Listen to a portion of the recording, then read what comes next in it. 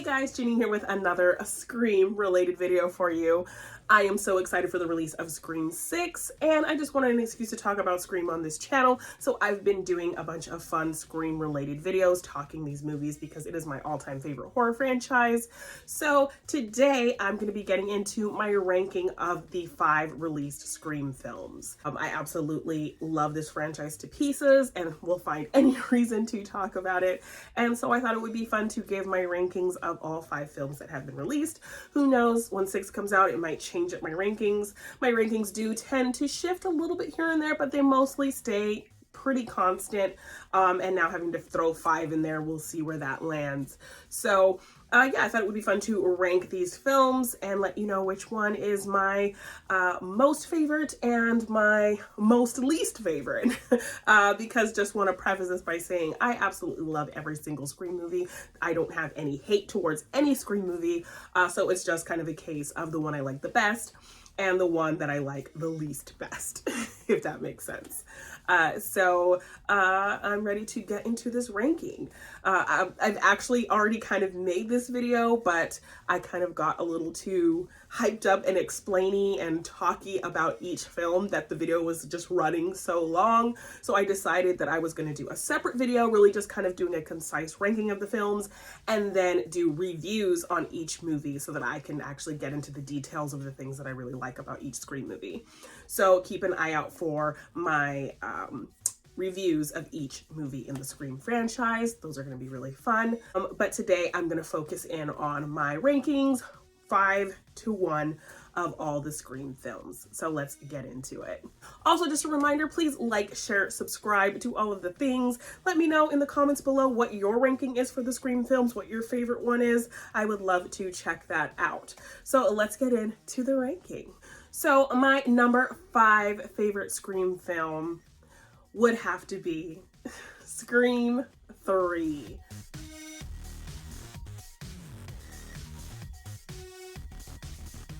Scream 3, I know I think a lot of people have this maybe on the bottom of their list, but also I've been hearing recently a lot of people talk about kind of rediscovering it and kind of changing their minds on it and really just having fun with a lot of the bonkers elements of Scream 3. I do really have fun with this movie, you know, kind of the things that you know, put it to the bottom for me is just, you know, it doesn't feel like Kevin Williamson, obviously, because it was written by Aaron Kruger. So this is the one Scream film not penned by Kevin Williamson. So, you know, it definitely doesn't speak to kind of what he was doing thus far in the franchise. And then there were just a lot of convoluted things. The voice changer, I think that was kind of just a lazy effort to kind of get characters where you needed them to be and get characters to do things you needed them to do. So I felt like the voice changer was just a very lazy plot element. He's got our voice. Also kind of the explosion in there, that felt very far-fetched and ridiculous. Like, I know they wanted kind of a big explosion to just add some action to the story, but all the convoluted things that had to work just to get that kill to happen was kind of ridiculous. Whoever smells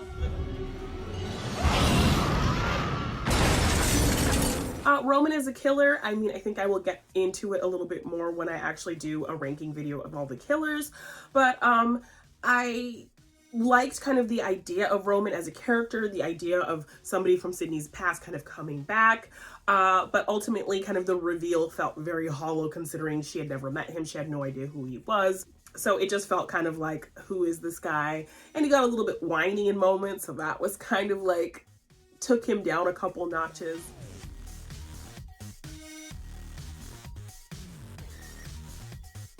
And also his existence just kind of takes away some of the greatness of Billy and Stu kind of being the masterminds of the whole thing. So him kind of being the director of their whole plan almost really just kind of takes away from that excellent motive of Billy and Stu and their kind of whole plan, which sucks because it was brilliant in terms of how they executed their plan and everything like that. And it just felt like Roman's existence really kind of put a damper on these great kind of characters and their whole motive and idea. The Kincaid character was also a bit of a disappointment. I think they were trying to, obviously set up this romance with them, and I just wanted that to work because I love Patrick Dempsey. I love the idea of Sydney finding love, so I really wanted to get behind. Every time I watch it, I always just want that relationship to work. I want something to differently all of a sudden spark between them that didn't spark after the several watches of watching this movie, but it never gets there. So when he kind of shows up at the end, it's kind of like, oh, what are you doing here? So that's just a disappointment because we want Sydney to be happy. We want to see her find love and move on again after kind of the tragedies of boyfriends in the past. But they just did not do enough to make that Kincaid character work or feel any kind of real chemistry between the two of them. And I wanted that, especially because now I think, they've made her marry him in this newest film. So, I liked hearing that it was like, okay, she's married to Mark. That's kind of cool. But then you kind of think back to how their chemistry worked in this movie and it didn't. So that was kind of a big disappointment.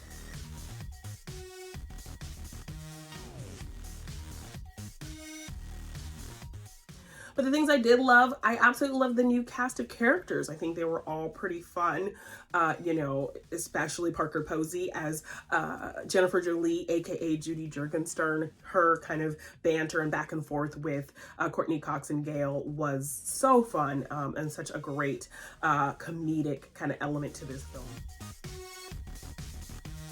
This film in general leaned more into the comedy, which I didn't mind. I think it did come out like a year after Columbine, so I think there were some issues in terms of the gore in the movie. So that kind of took down the kind of fun of the kills, I think, a little bit. I was a little bit disappointed with kind of killing Cotton off because I would have loved to get more Cotton in these movies and kind of get to know him considering what he went through in the first movie, and then they kind of made him skeezy and terrible in the second movie, and publicity hungry. And now that he has a show, I kind of wanted to see another side of Cotton potentially, but they killed him off. I did like the Hollywood setting of the film. I thought that was, a fun kind of element going on these movie sets and film lots and being in this mansion. Since these movies kind of play into the satire of movies and particularly horror movies and filmmaking, these movies are very self-referential in terms of movies itself. So taking place in the kind of mecca of film in Hollywood, I think made for a fun backdrop for this movie. Also just interesting that this movie actually was bold enough to kind of delve into the scandalous issues of the studio system with Lance Hendrickson's character and kind of going into things that happened to Maureen when she was trying to be an actress and like casting couch stuff and the inappropriate things that happen to women in Hollywood when they're kind of coming up and trying to get roles and things like that. So very interesting that these kinds of topics were actually addressed and kind of a plot point in the movie, considering this movie was produced by Harvey Weinstein.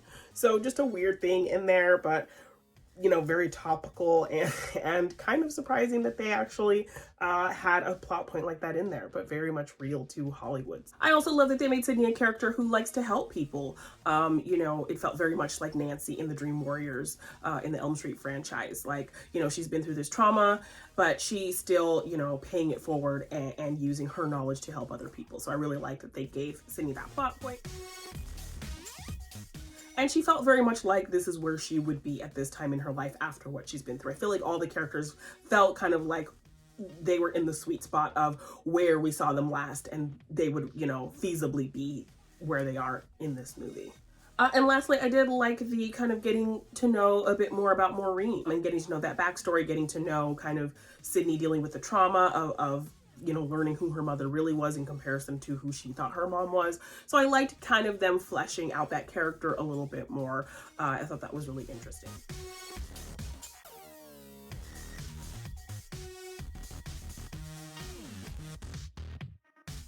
I also love that they found a way to bring Randy back because, I was heartbroken when we lost him. So just to find a really interesting way to bring that character back and also in a way to help our other characters, I thought that was really cool.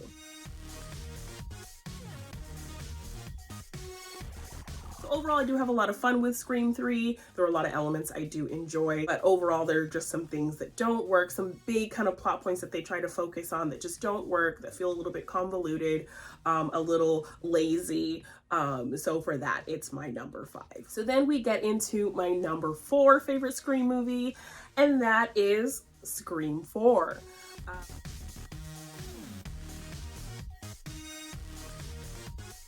I was really excited when this movie came out, you know, this return to Woodsboro and, you know, getting our legacy characters back, Wes and Kevin and everyone kind of coming back. So I was really excited for this movie. But one of the things just right off the bat is that kind of foggy glow this movie has. Like, why did somebody smear Vaseline all over the lens? Why does it look like that? Also, just a lot of the characters are very disposable. The characters just feel like they are there to get killed, and you don't really care about any of them. Aside from Kirby, like, I don't really care about anybody else in that friend group, even, you know, Haas and Perkins, the other cops. I don't really care about them either. So just every other supporting character just felt very much like a waste of space, and there were no interesting side characters.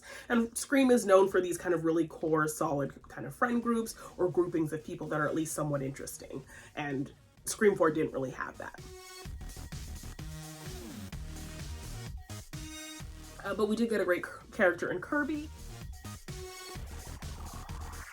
Also, I liked that the characters felt very plausibly that this is where they would be. You know, Gail kind of latching on to her glory days stuck in Woodsboro, and Dewey now becoming the sheriff.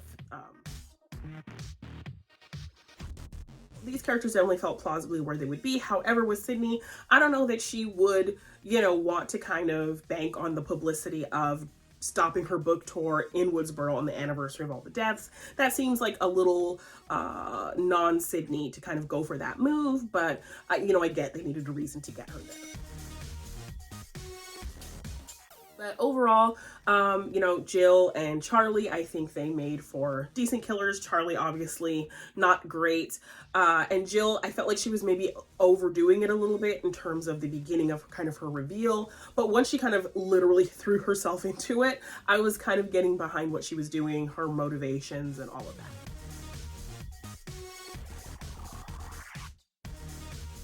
But Charlie was very whiny and simpy and not a fan of his ghost face. But I think Jill, her motive felt very much of the day, very contemporary, so I did like that about her. She also played, I kind of think, the innocent and kind of, you know, pulling herself away from suspicion, I think, pretty well as well. So overall, I do really enjoy Scream 4. I liked Kirby, just a great new character. I liked that all our original characters felt very much familiar, like this is where they would be. They felt like those same people even after so much time had passed. I liked the story in general. I think it had a great opening kill, all with those kinds of layers, those very meta layers. And I think this is the movie where we actually got the term meta and all of that stuff. So yeah, I think Scream 4 worked really well in terms of coming back after so much time, and really kind of interesting motive for our killers.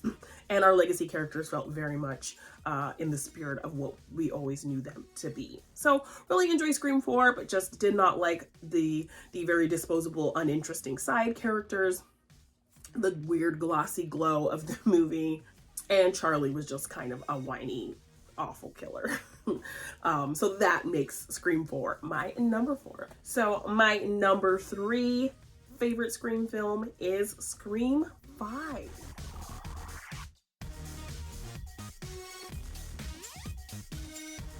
This one had a solid opening. This was like the first opening where the character actually doesn't get killed, they just get attacked. So I thought that was kind of interesting. Obviously, Jenna Ortega is great and everybody loves her, so how she kind of played that scene in the opening and kind of giving this commentary about elevated horror and the games that he was playing with her.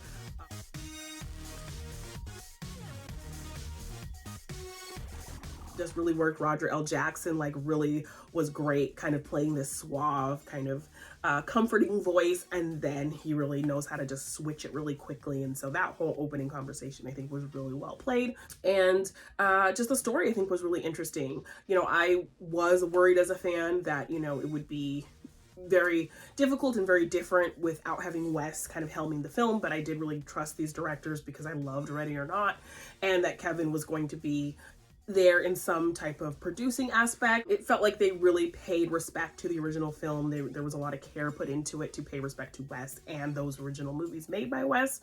So I was kind of on board because of all those things. This one did have a really great friend group and a core base of friends. So I liked kind of their banters and their conversations, their vibes. I will say Liv was kind of an annoying character that felt very nothing, like just a lazy red herring. I didn't like that Vince's character got killed so quickly. Like, why are you having this character introducing him as a relation to Stu, which could have played into some interesting things, just to kill him right away? And it's Kyle Gallner. I really like him, so it was really kind of just a waste to just have him get killed immediately. I really didn't like that. The lack of chases was a little bit disheartening. It would have been cool to have more really fun chase scenes. But overall, I really enjoyed Scream 5. You know, while it breaks my heart into a billion pieces, I like that they did have the same Scream 2 boldness to kill off a major character. I think we were all expecting it. We knew it had to happen at this point. So I think Dewey was the right choice. And, you know, it made sense for the story. And, you know, it takes a lot of balls to do something like that. So,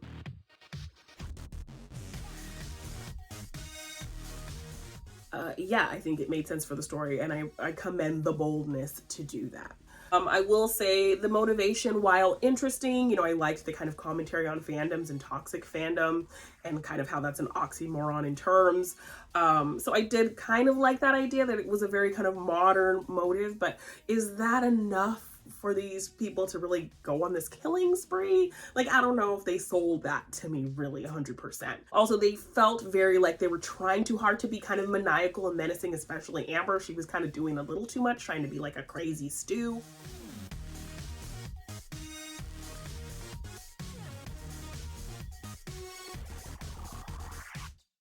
Which just felt very kind of overacting-y a little bit, I think. It just felt a little like she was doing a little too much. But I did have fun with that finale.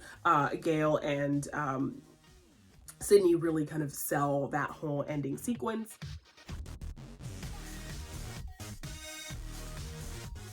And kind of Amber switches to kind of don't kill me, please don't kill me, and then back to menacing. I think those moments kind of work, but when she's just kind of being giggly and kind of crazy, it feels like she's going a little too over the top. Jack Quaid, I think he does a bit of a better job in terms of being kind of a killer and selling the motive. So I didn't mind him as, you know, as much as kind of Amber was doing. I felt like a little bit too much. I think Jack Quaid was doing a bit of a better job.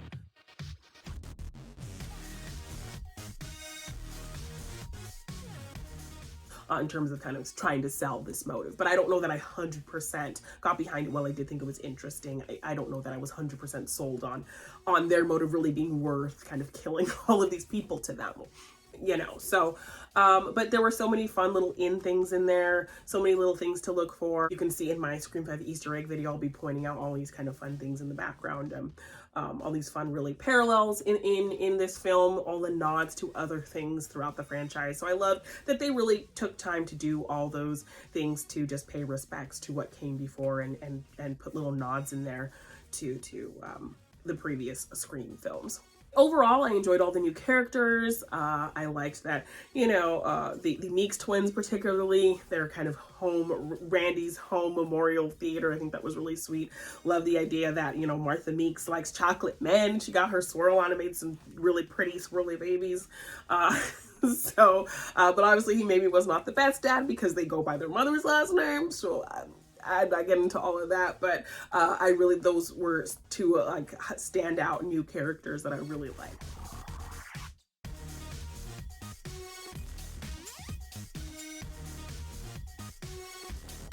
So yeah, overall, just some great new characters. Loved that they really wanted to honor Wes and honor kind of the legacy of these films. The killer aspects, I think, were a little bit weak for me.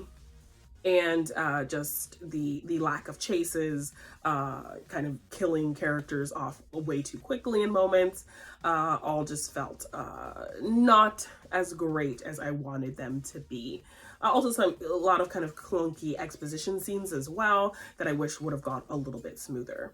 Also, I mean, I didn't hate the hallucination Billy. I think a lot of people hated that, but you know, especially kind of how he looked with the kind of de-aging and stuff like that. But in my Scream loving mind, I just kind of reconcile that by saying, you know, well, that's what Billy looks like in her head.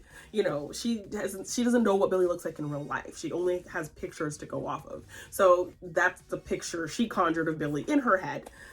So, you know, makes sense to me. It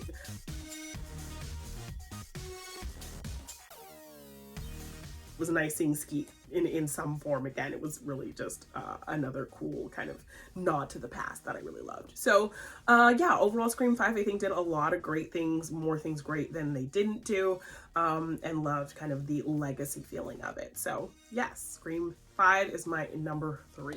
So then we get to the top 2. So my number 2 favorite Scream film is Scream 2.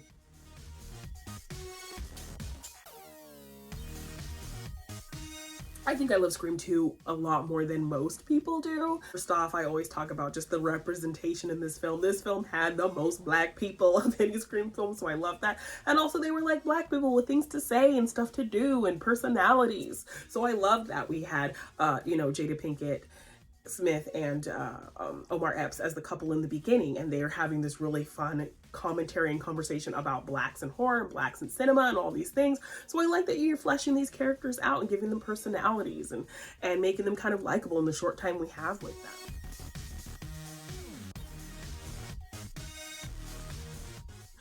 Then we have Joel, like the one guy who was smart enough to be like, shit's going sideways, I'm getting the hell out of here. So, and he had some of the funniest lines in the movie, so I love Joel the cameraman. And then we had Hallie, you know, the best friend, roommate, you know, like to this day I still quote her, you know, fine, fucked up, insecure, neurotic, and emotional. So yeah, just an abundance of beautiful black faces made me very happy in this movie. And, you know, the film class scene I think was a really great scene, even though Randy did get the aliens quote wrong and nobody called him on it in film class. But we got Joshua Jackson in that scene, love of my life, and Sarah Michelle Gellar. So a really fun scene. Some things I just did not like is like Mickey was way too obvious, and maybe that was kind of the point or the plan because he did want to get caught. But the fact that he was so obvious but nobody like really pointed to him as a potential killer, as a potential suspect, just felt like weird to me. Like, yes, okay, maybe he is trying to be obvious because his whole motive, you know, he wants to get caught, but then why was nobody even kind of looking at him or realizing, you know, this dude has disappeared? When was the last time anybody saw Mickey? So yeah, that just felt kind of silly to me. You know, I think more people like Mickey mostly because it's Timothy Olyphant. I just wasn't a huge fan of Mickey. I like the idea of his motive, but I don't think I was a huge fan of him as a character or as a killer. But Laurie Metcalf, she's amazing. I loved her. You know, she was basically hiding in plain sight. Her Debbie Salt character was so good, and then the reveal and Sydney kind of like recognizing her and her motive, just good old-fashioned revenge. So good. Just loved her motivation, loved her as kind of this annoying Debbie Salt. Like, I did not even suspect anything about her at all. So just to kind of have that reveal was so good, and she played it so well. I like that we got more Cotton in here. You know, he was just kind of on a TV screen in the first film, and then they actually kind of gave him a role and things to do. So I really liked kind of getting more of that character, because this is plausibly how he would be and what he would feel if he, you know, he was wrongfully accused and all this time. He would kind of want something from Sydney. He would feel like Sydney owed her something. So I liked kind of getting that element in there. The boldness of killing Randy. I love Randy in a moment that really broke my heart. But I appreciate the boldness to kill off a major character, you know, just so it didn't feel like these people had this plot armor. So I appreciated kind of making that move, but I did want more people to kind of be more mournful when he was lost. Like Sydney, I know she got a lot going on, but this is your buddy Randy. Like, come on, mourn him a little bit more. Loved Derek. I love Derek for Sydney as just kind of a nice guy boyfriend.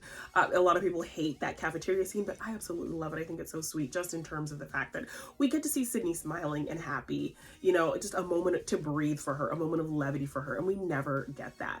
I think Mickey's dancing is what really makes it weird for most people, but you know, I absolutely love that scene just because we get to see our girl smile and be happy and feel loved, and you know, he gives her the necklace and it's just so sweet, and I love that scene. So you know, people hate it, but that's a big kind of great scene for me in terms of this movie. I think the kills were pretty good.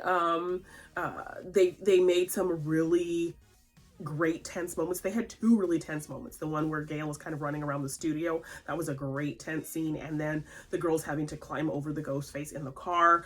I absolutely love those moments. The fact that they were able to kind of create what we got in the first movie with the cop car and Ghostface having the keys, and they did that twice in this movie, I thought was really well done. So overall, the scares of it, the horror aspects of it were really well done. The opening kill was really amazing. That's just such a scary kind of premise, to be in a crowded place and get killed like that. So very visceral, scary kind of opening scene and kills in general, and very tense moments. So I love that this movie creates some really, really strong horror moments. I will say I was bummed that Hallie got killed. Like, I wish they kind of would have made, I think how the way her kill was done as well. It's like, where did this ghost face come from? He just really popped up out of nowhere. And then the other one's gone from the car. So do we have to assume that maybe this was Debbie Salt? Because yeah, where would this ghost face have come from? How would they have found them in the middle of nowhere after crashing? Like, all the logistics of kind of that killer, just popping out and getting Hallie like that, especially when she's making the smart decision to just, let's get the fuck out of here, was really kind of a bummer. So I didn't like seeing Hallie get killed. And I know Elise Neal kind of jokes about that in interviews and stuff like that. So I hated seeing the logistics of Hallie's kill were kind of annoying to me. Another just thing I loved is this is where we got the introduction of Dewey's Broken Arrow theme. You know, now, like, I don't even think of Broken Arrow. Like, that music is synonymous with Dewey, and I love it. It was just so perfect for him. And so whenever we hear it, like, it just makes my heart happy. Also love the kind of dynamic between Dewey and Gail. Like, this is where they were actually kind of falling in love. So I love their chemistry. They're kind of angry, like love, hate, her trying to kind of make peace with him and him just being very serious with her, but we can't take him seriously. So their whole vibe was a lot of fun. And the juxtaposition of how the first one ended with her not going with him in the ambulance, you know, more focus on getting the story, to her now going with him in the ambulance. So I loved that little moment as well. So Scream 2, just so many things to love. Very few things done wrong, in my opinion. Loved the kind of the killers, loved the horror aspects of it, loved the boldness of certain moves in this movie. I loved the abundance of POC people, and really solid story and motivation for the killers and everything like that. So I absolutely love Scream 2. So obviously my number one is Scream, the first Scream movie. Of course, I think that's everyone's. I don't think anyone really ever puts any other Scream movie above the first film.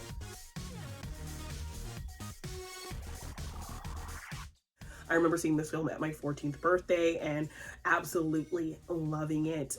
This movie was really just my delving into horror.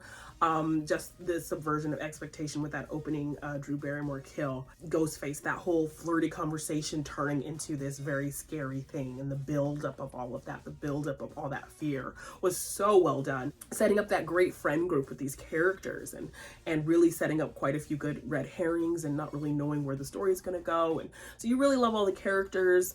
You really love these kind of commentary moments on horror films, you know, these self-referential kind of making fun of themselves, wink at the camera moments, in terms of really just being self-aware of the horror genre and calling things out. Was kind of a very new feeling thing in how Wes and Kevin Williamson did it. So just kind of the commentary that it brought, the great characters that came out of that, the scares and the tension. This movie was just so smart and funny and scary and cool, and just love everything about it. If you kind of go through it, like, Billy and Stu really had a good plan. Like, their plan was very smooth. You know, there's so many details to kind of dig into how they went about their plan, what they did. So it didn't feel like, you know, a random, somebody's gonna have to be running in and out of this house. Someone's gonna have to light a match to make this explosion happen. No, it felt like they had a pretty much set up plan for every kind of aspect of where their ultimate plan was going to go. So it felt very detailed, like a lot of work went into this plan, and that they had all their bases pretty much covered. So I like that aspect about every time I watch it. I really feel more and more about how this was a really good plan and they almost got away with it. So just I think Scream is perfect. I don't really have any faults for it or flaws for it or anything. I think it's just so well made, so intelligent, and so many great characters. Just love the first Scream movie. So those are my rankings of the Scream films. Number 3 is my least and number 1 is my best. So 3, 4, 5, 2, 1 is my full ranking of the Scream films. Please let me know in the comments below what your ranking is, which Scream movie is your favorite, what you love about each film. I would love to check that out in the comments below. So please leave a comment, like, share, subscribe, do all the things, hit the notification bell when you want to see the next time I put up another fun, long-winded, rambling video talking about Scream, because I just love this franchise so much. So thank you guys for checking out this video and talking Scream with me. I will have definitely more to come, and thank you, and I will see you in the next one. Bye.